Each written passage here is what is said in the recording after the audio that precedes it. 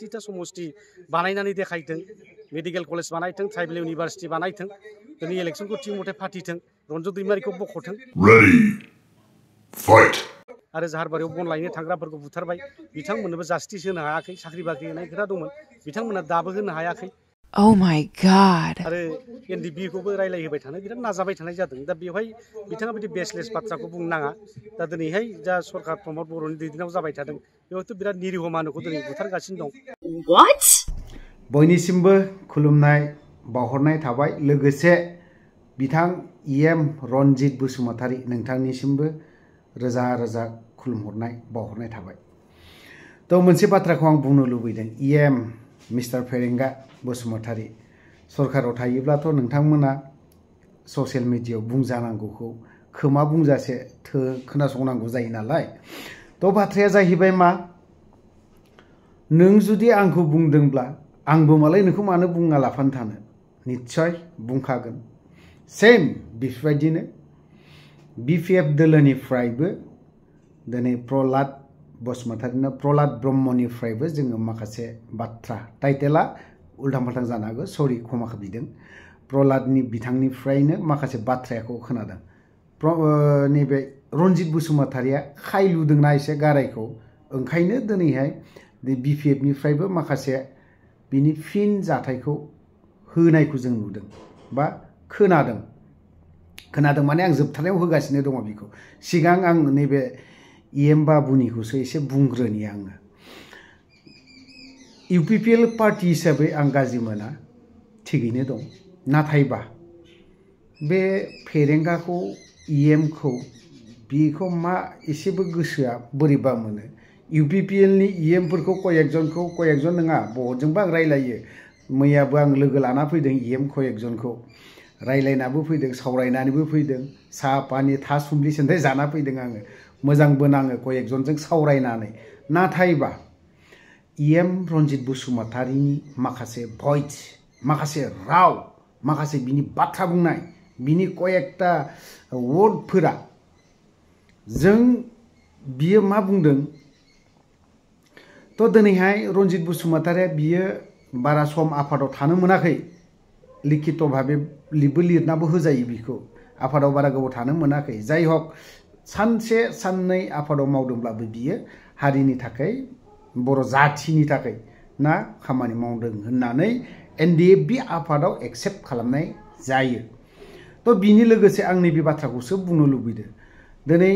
डिसबेन्ड जालांबाय जाखांनायनि उनाव बिनि सिगां गोबां जाथाय जानानै थांदों 2012नि सिगांबो गोबां जाथाय जालायदों 12नि उनावबो गोबां जाथाय जालायदों जों बै बाथ्राफोरखौ जोङो बुंखांलायबाय थायोब्ला मा जागोन लोगोसे दिनै बिपिएफ पार्टिया मेन टपिकआव फैनो बिपिएफ पार्टिया दिनै बै समावहाय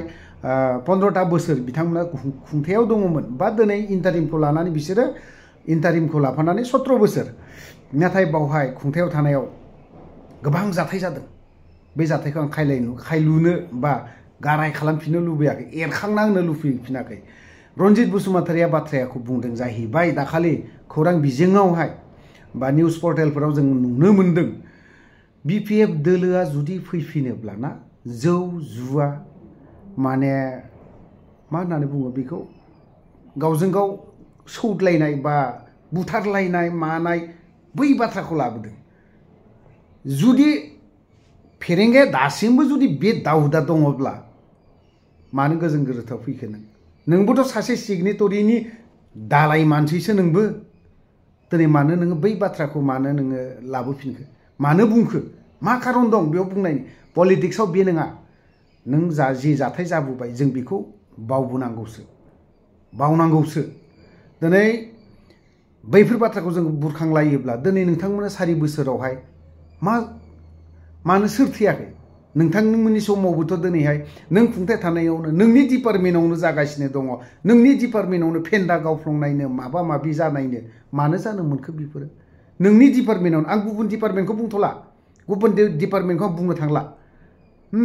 गुबुन डिपार्टमेन्टखौ बुंनो थांला खिन्थु बिनि डिपार्टमेन्टआवनो मानो जादों मानो इलिगेल जादों दिनै नोंथाङा बुंदों प्रमद बर'नि रनजित बसुमतारीया ओरैहाय हाग्रामा महिला बिपिएफ दोलोनिखौ बुंदोंबा नोंथाङाबोथ'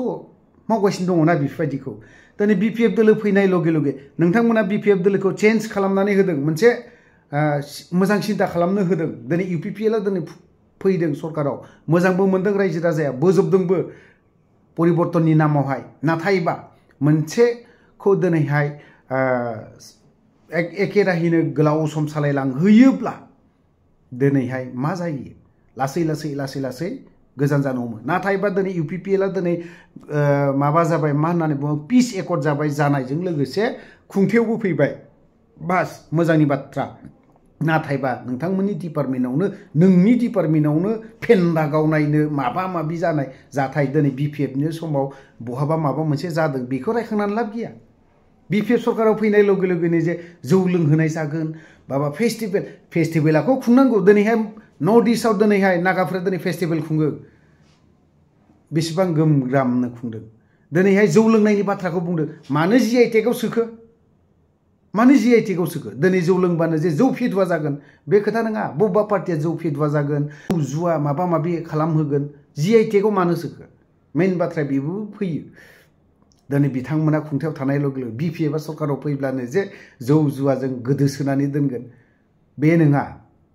नोंथांमोनाबो दिनैहाय बै BPF बायदि खालामाखै नोंथांमोननि UPPL सरकाराबो दे आं मोजां मोनदों फुटबल लाइनावहाय मोजाङाव लांगासिनो दङ थिगैनो दं बेफोरो मोजां जादों नाथायबा कयेकटा बिथिङावहाय नोंथांमोननिया बारा जादों बारा माने कयेकटाखौ खामानि मावनायाव गैयाब्लाबो मावदों मादों होनना बुङो बेफोर बिथिङाव जोङो एसे उसुबिदा नुयो पार्टिखौ जों गाज्रि मोना दै EMआ दिनैहाय रनजित बसुमतारिया दिनैहाय मा साना बे बिनि बाथ्रा बिथांनि माखासे बुंनायखौ जों खाबजानाय मोनाखै बिनि एंथायै प्रहलाद बिथाङा नैबे रनजित बसुमतारिनि सायाव मा बाथ्रा बुंखो नङा होमबा एसेब्लाबो जों खोनासंनानै लानि दिनै बे फेरेंगा रनजित बसुमतारि बिथाङा बेसलेस खोथाखौ बुंबाय थायो जे हाग्रामा महिलारि दैदेननाय BTI समावथ' जेबो दावराव जायाखै बे समाव दावराव दावसि खालामग्रा NDPआनो खालामदों बा सोमावसारग्रा आफादफ्रा खालामदों दा बेवहायनो अबर' सृष्टि जादों मा जादों गावजों गाव दागा हांगामाबो जालायदों मानसि बुथारनाय जादों बेथ' बे हाग्रामानि दिनाव जानाय नङा बे हाग्रामा सासे सरकारि मानसि जानानै खुंथायखौ मोजां पिस लाबोनो थाखायसो खामानि मावबाय थादों आरो NDPखौबो रायलायहोबाय थानो बिराद नाजाबाय थानाय जादों दा बेवहाय बिथाङा बिदि बेसलेस बाथ्राखौ बुंनो नाङा दा दिनैहाय जा सरकार प्रमद बर'नि दैदेननायाव जाबाय थादों बेवहायथ' बिराद निरिह मानुखौ दिनै बुथारगासिनो दं जनकमोनखौ बुथारबाय नङा होमबा झारबारिनि आरो पर्बतजरानि सासे बिथांमोननो जास्टिस दाबो होनो हायाखै आरो झारबारियाव बन लायनो थांग्राफोरखौ बुथारबाय बिथांमोननोबो जास्टिस होनो हायाखै साख्रि बाख्रि होनाय खोथा दंमोन बिथांमोना दाबो होनो हायाखै